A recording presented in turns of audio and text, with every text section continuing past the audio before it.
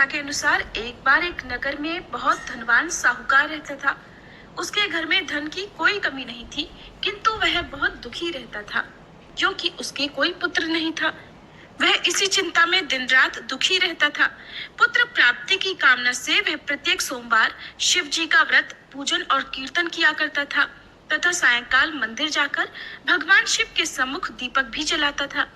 उसके इसी भक्ति भाव को देखकर एक दिन माता पार्वती ने भगवान शिव से कहा, प्रभु, ये साहूकार आपका अनन्य भक्त है, सदैव आपका पूजन और व्रत भी बड़ी श्रद्धा से करता है।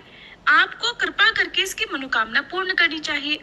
तब शिव जी ने कहा, हे पार्वती, ये संसार कर्म क्षेत्र है।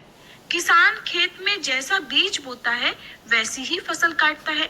उसी तरह मनुष्य भी इस संसार में जैसे कर्म करते हैं उसी के अनुसार फल भोगते हैं। माता पार्वती ने अत्यंत आग्रह करते हुए कहा, प्रभु, जब ये आपका अनन्य भक्त है और उसको किसी प्रकार का कोई दुख है तो उसे तो आपको अवश्य ही दूर करना चाहिए। आप तो सदैव अपने भक्तों के प्रति दयालु हैं और उनके दुखों को दूर करते हैं, और यदि आप ही अपने भक्तों के दुख दूर नहीं करेंगे तो फिर मनुष्य भला आपका पूजन और व्रत क्यों करेंगे। माता पार्वती जी का ऐसा आग्रह देखकर शिव जी बोले, हे पार्वती, इसको कोई पुत्र नहीं है, इसी चिंता में ये अत्यंत दुखी रहता है और इसके भाग्य में पुत्र न होने पर भी मैं इसको तुम्हारे कहने पर पुत्र प्राप्ति का वर देता हूँ, परंतु वह पुत्र केवल 12 वर्ष तक ही जीवित रहेगा। इसके पश्चात वह मृत्यु को प्राप्त हो जाएगा। इससे अधिक मैं इसके लिए और कुछ नहीं कर सकता। तब माता पार्वती और भगवान शिव के इस वार्तालाप को साहूकार ने सुन लिया। इससे उसको न तो प्रसन्नता हुई और न ही दुख हुआ, बल्कि वह पहले की तरह शिव जी का व्रत और पूजन सच्ची श्रद्धा और निष्ठा के साथ करता रहा। कुछ समय के बाद साहूकार की पत्नी गर्भवती हुई और 10वें महीने उसने एक सुंदर पुत्र को जन्म दिया। साहूकार के घर में खूब खुशियां मनाई गई, परंतु साहूकार तो ये जानता था कि उसके पुत्र की आयु केवल 12 वर्ष की है, इसलिए उसने न तो प्रसन्नता ही व्यक्त की और न ही किसी को ये भेद बताया। जब वह बालक 11 वर्ष का हो गया तो उसकी माता ने उसके पिता को विवाह करने के लिए कहा। तब साहूकार ने कहा कि मैं अभी इसका विवाह नहीं करूंगा, अभी मैं इसे शिक्षा प्राप्त करने के लिए काशी पढ़ने के लिए भेजूंगा। साहूकार ने बालक के मामा को बुलाकर बहुत सारा धन देकर कहा कि तुम इस बालक को काशी पढ़ने के लिए लेकर जाओ। रास्ते में जिस जिस भी स्थान पर रुको वहां पर हवन और ब्राह्मणों को भोजन कराते और दक्षिणा देते हुए जाना। दोनों मामा भांजे हवन भजन कीर्तन करते हुए ब्राह्मणों को भोजन कराते और दक्षिणा देते हुए काशी नगरी की ओर चल पड़े। रास्ते में उनको एक नगर पड़ा। उस नगर के राजा की कन्या का विवाह था, परंतु जो राजकुमार विवाह करने के लिए वहां आया था वह एक आंख से काना था। उसके पिता को इस बात की बहुत चिंता थी कि कहीं राजकुमारी मना न कर दे। जब उसने साहूकार के अति सुंदर लड़के को देखा तो मन में विचार किया कि क्यों न इस लड़के से ही वर का काम चलाया जाए।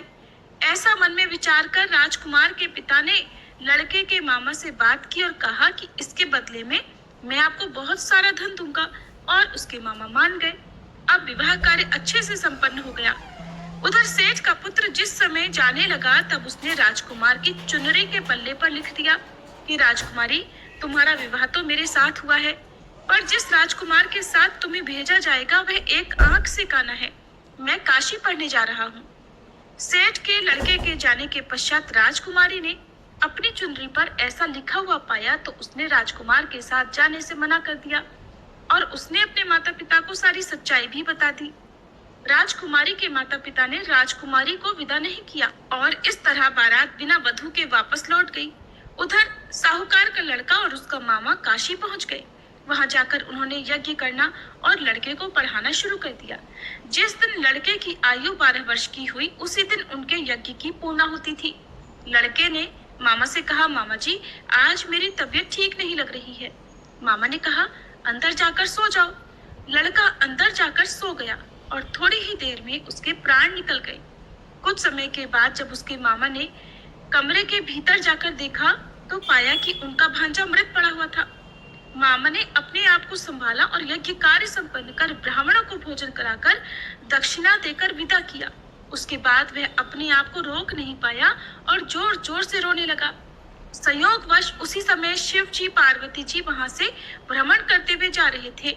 तब उन्होंने जोर जोर से किसी के रोने की आवाज सुनी। ये देखकर माता पार्वती जी भोलेनाथ से कहने लगी, स्वामी, कोई दुखियारा आपको पुकार रहा है, आपको इसकी सहायता अवश्य करनी चाहिए।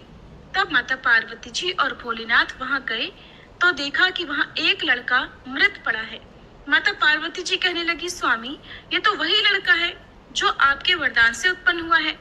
तब भगवान शिव ने कहा, हे पार्वती, इसकी आयु इतनी ही है और ये भोग चुका है। ये देखकर करुणामयी माता पार्वती जी ने भगवान से फिर कहा, प्रभु, इसको जीवन दान दो, नहीं तो इसके माता पिता इसके वियोग में तड़प तड़प कर मर जाएंगे। माता पार्वती जी के बार बार आग्रह करने पर भगवान शिव ने उसको जीवन दान दे दिया और भगवान की कृपा से वह लड़का जीवित हो गया, जिससे उसके मामा अत्यधिक प्रसन्न हो गए। इसके बाद भगवान शिव और देवी पार्वती जी कैलाश पर चले गए। इधर शिक्षा पूरी होने पर उसके मामा और भांजा यज्ञ करते हुए, ब्राह्मणों को भोजन कराते, दक्षिणा देते हुए अपने घर की ओर वापस लौट पड़े।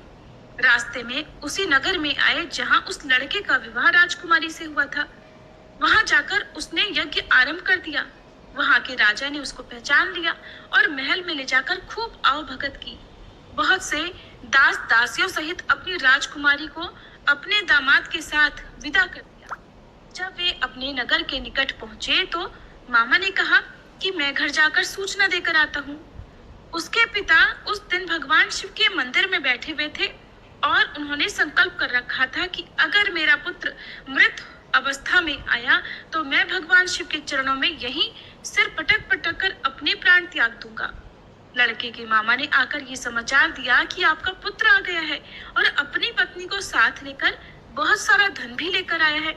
तब तो वह साहूकार प्रसन्नता से भर उठा और बार बार भगवान का धन्यवाद किया।